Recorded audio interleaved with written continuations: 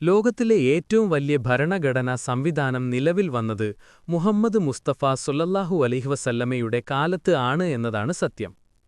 1400 വർഷങ്ങൾക്ക് മുമ്പ് ഇസ്ലാം മതം പൂർത്തീകരണത്തോടെ നിലവിൽ വന്ന ശരീഅത്ത് നിയമങ്ങൾ അനുസരിച്ച് ലോകത്തിലെ ഏറ്റവും വലിയ മികച്ച ഭരണ സംവിധാനം നിലവിൽ വന്നത് എന്നത് എത്ര ഇസ്ലാം മതവിശ്വാസികൾക്കറിയാം? ഒരു ഖലീഫ, ആ ഖലീഫയുടെ കീഴിൽ ഓരോ വലിയ പ്രദേശത്തും ഓരോ ഗവർണറായിരുന്നു.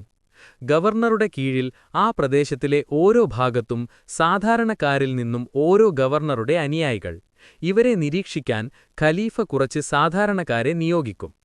എല്ലാ കാര്യങ്ങളും ആ കാലത്ത് നടപ്പാക്കിയിരുന്നത് പള്ളിയിൽ നിന്ന് ഖുർആൻ പഠനം, ആത്മീയ കാര്യങ്ങൾ, ഭൗതിക പഠനം, അറിവ്, വിജ്ഞാനം, ഭരണം, സഹായം, ആരോഗ്യപരമായതും സാമൂഹ്യപരമായതും ഭൂപ്രകൃതിപരമായതും ചികിത്സാപരമായതും രോഗിയെയും പ്രായമായ ആളുകളെയും പാവപ്പെട്ടവരെയും സഹായിക്കൽ, കല്യാണം, ചർച്ചകൾ, നടപടികൾ, സകാത്ത്, സദക്ക, ദാരിദ്ര്യ നിർമ്മാർജ്ജനം, വ്യവസായം, കൃഷി, വികസനം, വെള്ളത്തിന്റെയും ഭക്ഷണത്തിന്റെയും ലഭ്യത തുടങ്ങിയ എല്ലാ നല്ല കാര്യങ്ങളും എല്ലാ നടപടികളും ആ നാട്ടിലെ പള്ളിയിൽ വെച്ച് കുറഞ്ഞ ശബ്ദത്തിൽ ചർച്ച ചെയ്ത് നടപ്പിലാക്കി വന്നുകൊണ്ടിരുന്നത് അല്ലാഹുവിന്റെ ഭവനമായ പള്ളിയിൽ വെച്ചായിരുന്നു.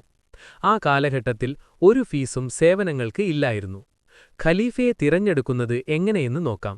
നല്ല അറിവും വിജ്ഞാനവും വിവേകവും പാണ്ഡിത്യവും സത്യസന്ധനും കഴിവും തുടങ്ങിയവയെല്ലാമുള്ള കുറച്ചാളുകളെ ജനങ്ങൾ തിരഞ്ഞു നിർത്തി അതിലുത്തമനായ ഒരാളെ ജനം, പണ്ഡിതന്മാർ തുടങ്ങിയവർ കൂടി ആലോചിച്ച് തിരഞ്ഞെടുത്ത് നടത്തുന്ന പ്രക്രിയയാണ്.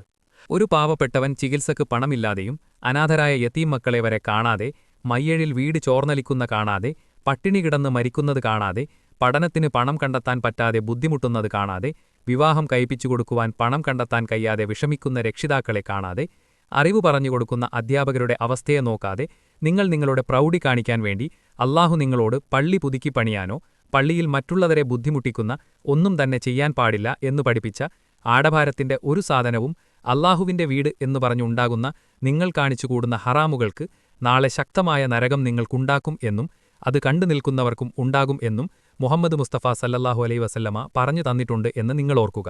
നിങ്ങളും ഇവരെ പോലെ നരകത്തിലേക്ക് എത്താതിരിക്കട്ടെ. ഇതിൽ നിന്ന് രക്ഷ നേടാൻ നിങ്ങൾ ഇവർക്ക് പണം കൊടുക്കാതെ പണമില്ല എന്നു പറഞ്ഞു മടക്കുക. ഹലാലായ പണമാണെങ്കിൽ മാത്രം ആ പണം അല്ലാഹുവിന്റെ മാർഗ്ഗത്തിൽ നിങ്ങൾ വിനിയോഗിക്കുക.